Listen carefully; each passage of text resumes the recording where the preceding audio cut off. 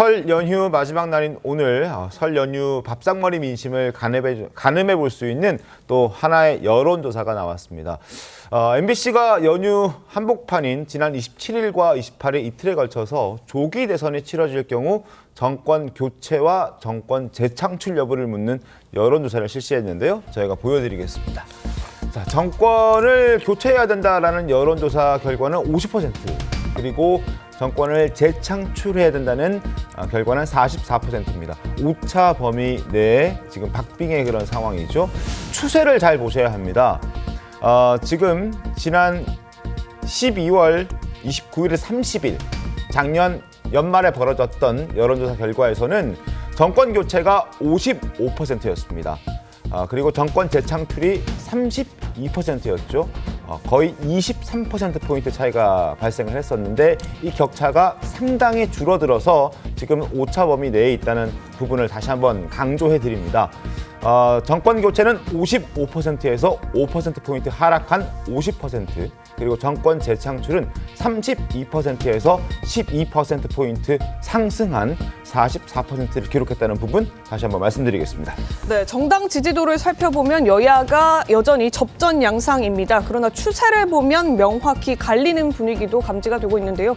민주당은 지난 2024년 12월 29일과 30일 이틀간 조사한 결과로는 48%를 기록했습니다만 이번 조사에선 44%, 4%포인트가량 떨어졌고요. 그 반면에 국민의힘은 직전 조사에서 29%를 기록했는데 41%, 무려 12%포인트가 올라서 급격한 반등 추세를 보인 양상입니다. 그렇습니다. 전화 면접으로 실시가 된 여론조사라는 부분도 한 번 더 말씀을 드리겠습니다. 그리고 이런 여론조사 질문도 있었는데요. 더불어민주당이 정부 여당을 발목 잡기 하는가라는 질문에 대해서 이런 결과가 나왔습니다. 그렇다. 더불어민주당이 지금 정부 여당의 발목을 잡고 있다라는 부분에 동의한다라는 의견이 51%, 그렇지 않다, 동의하지 않는다라는 의견이 46%, 오차 범위 내에서 지금 박빙의 그런 상황이죠. 자, 이런 걸 저희가 한번 분석을 해드리도록 하겠습니다. MBC 여론조사 추이를 볼 때 정권 재창출 여론이 좀 늘었고요. 그리고 국민의힘이 작년 대비 무려 12%포인트 정당 지지도가 올랐다는 게 특징입니다. 이런 추세는 다른 여론조사 결과에서도 충분히 확인할 수 있는 대목인데, 마지막에 보여드렸던 것, 자, 민주당이 정부 여당의 발목 잡기를 하고 있느냐라는 질문에 그렇다라고 응답한 사람들이 절반이 넘었죠. 이런 걸 봤을 때 과연 민주당이 거대 의석을 무기로 지금 현 정부의 국정 운영을 방해했다는 이런 윤석열 대통령과 국민의힘 주장에 많은 국민들이 좀 힘을 실어주고 있다고 봐야 하지 않을까, 이런 생각도 드는데요. 어떻게 좀 보셨습니까? 일단 주장에 힘을 실어주는 것도 있지만 국민들이 네. 목격을 하고 있죠.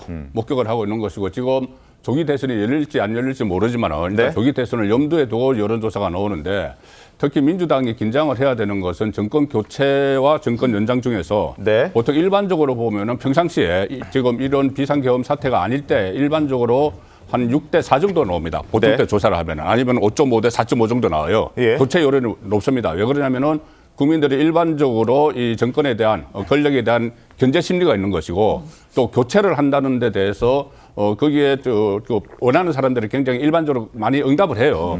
그래서 6대4 정도가 보통 나오는데 네. 지금 이 상황, 비상계엄 사태 이 상황에서 또 현직 대통령이 구속이 되는 상황에서 네. 이 정도 수치가 나온다는 것은 조금 전에 말씀하신 대로 그 원인까지 지금 나왔지 않습니까? 네. 민주당이 국정 발목 잡기를 한다는 여론이 더 많지 않습니까? 그리고 그런 것들이고, 또 하나는 추이를 봐야 될 것이 계속 이 격차가 좁혀지고 있는 거예요. 네네. 격차가 상당히 큰 빠른 속도로 좁혀지고 있습니다.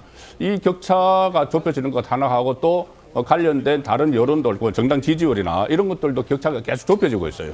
좁혀지고 있다면은 이게 어느 선에서 이게 멈추도록 민주당이 해야 될 텐데, 민주당이 현 상황에서 득점을 할 부분이 별로 없다. 네. 그런 부분이 상당히 지금 문제가 있을 것 같아요. 그래서 이재명 대표가 중도층 공략을 본격적으로 하기 시작을 했지만 네. 그것들이 어떤 말과 실천이 또 같이 따라가지 않는 부분이 있습니다.